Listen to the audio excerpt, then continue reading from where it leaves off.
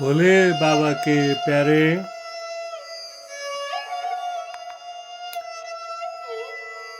आयो आयो आयो लौ आयो नेपालमा त नेपालमा पनि उत्तर कोरियाको जस्तै घोर निरङ्कुशता नै आयो। आयो मात्र होइन, भित्रैसम्म छायो।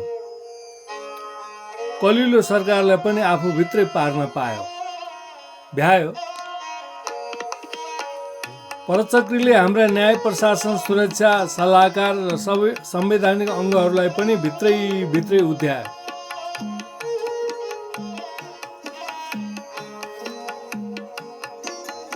देशको सम्पदा खोजी खोजी सिद्ध्यायो। यतिखेर आएर सुन खानी भेट्यो रे, तेल खानी भेट्यो रे, के भेट्यो। लामो काल यहाँका न्याय प्रशासन सुरक्षालाई कज्याएर प्रयोग गर्नै नदिएर अल्मल्याएर राख्यो। अब उसको दबदबा भएपछि अब यहाँ खाने नै खाने जानी जानी रोक्या थियो।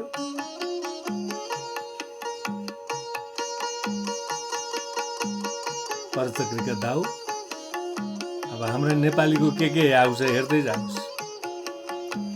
धार्मिक जातीय पलातीय दङ्गा फसाद गर्न खुलेआम पायो।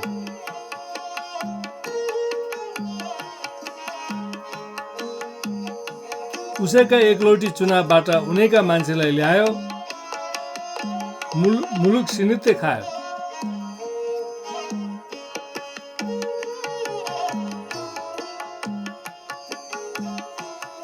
उसैका मास्टर प्लान अनुकूल गीत गायो। अहिले मुलुकमा समस्वरको गीत छ, घनघोरको गीत पो छ। जताततै घनघोरको गीत घन्किरहेको छ, गीत घन्किरहेको छ, बाठा टाठा सन्किरहेको छ।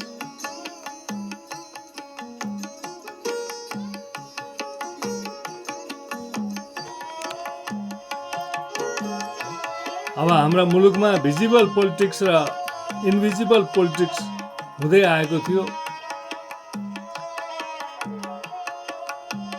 अब क्रिटिकल पोलिटिक्स देखा परिरहेको छ। त्यसैले अग्ली माइन्ड र क्रिपल माइन्ड दुवैमा हाबी भइरहेको छ।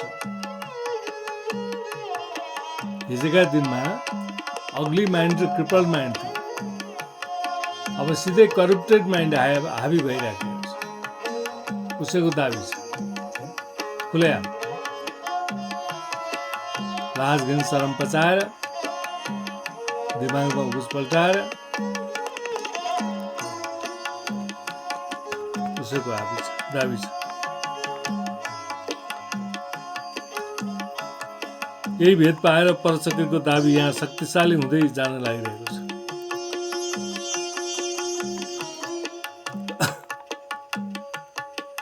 यो मुलुक दुई ढुङ्गा बीचको तरुल भनिँदै आएको थियो, अहिले तीन ढुङ्गा बीचको तरुल भएको छ। हिजो दुई ढुङ्गा भनेको टिबेटियन प्लेट र इन्डियन प्लेटबाटै नेपालको अस्तित्व टिकिरहेको थियो। नेपालले पनि असली कुरा सिकिरहेको थियो। अहिले त एङ्ग्लो प्लेट हाबी भएपछि त नेपालको अस्तित्व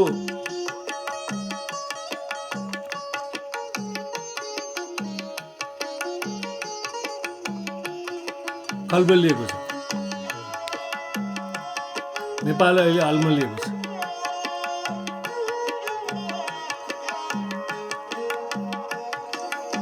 हिजोको प्लेटमा त अग्ली र क्रिपल थियो, अब कनिङ माइन्ड पनि हाबी भएको छ, क्रिमिनल माइन्ड हाबी भएको छ। एङ्ग्लो प्लेट पनि यहाँ गाँसिन आएपछि त अब के हाबी हुन्छ हेर्दै जानुहोस्।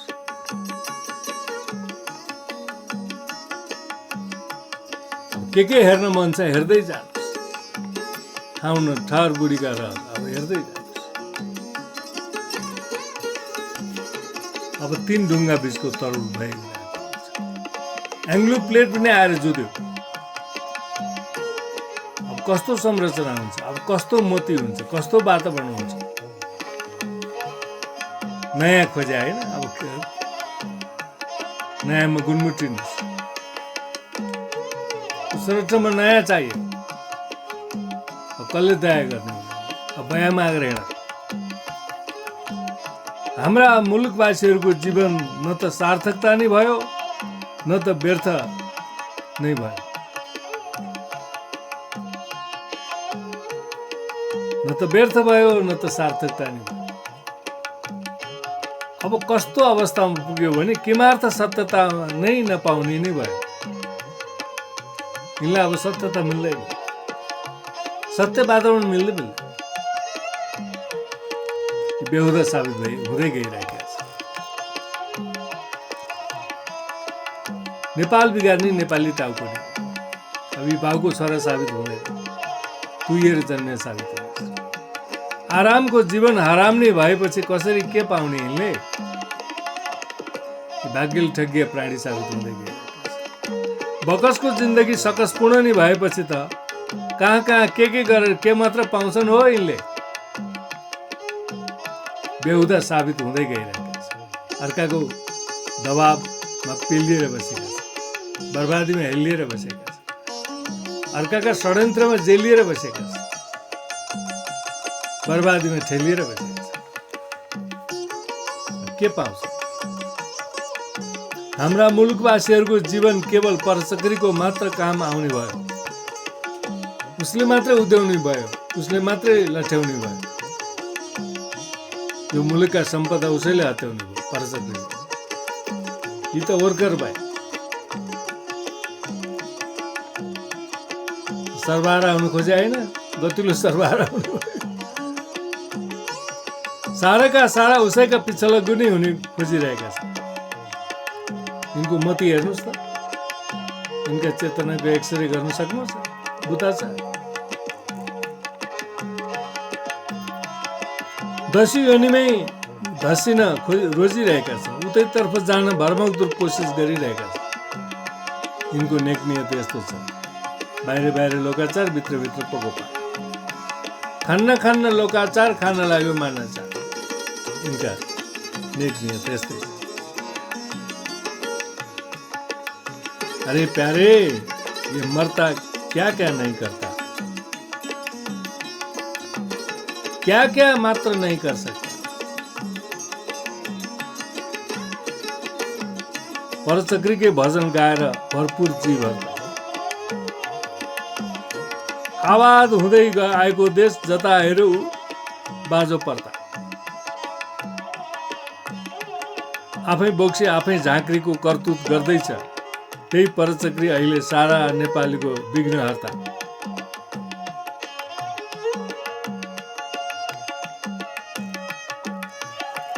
यी बेहुदा जनताका प्रभु परमेश्वर हुन खोजिरहेछ, आफैलाई कर्ता धर्ता ठानिरहेको छ।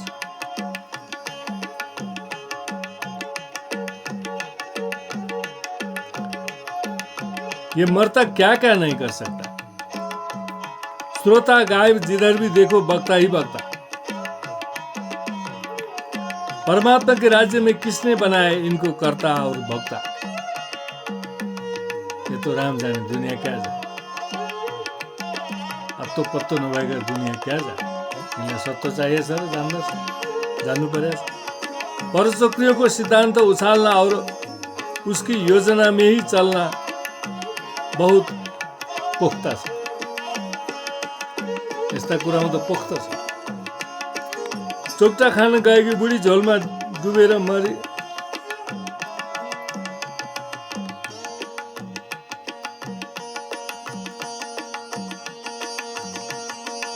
झोलमा डुबेर मरी भन्ने त उखानै छ। यही समझना पड़ता। ऐसा तो कहीं नहीं होता। कहीं नभएको जात्रा हाँडी गाउँमा हुने जस्तै कहीं नभएको राजनीति यही छ। खुजुली खाज नीति छ, बिजुली बाज कार्यकर्ता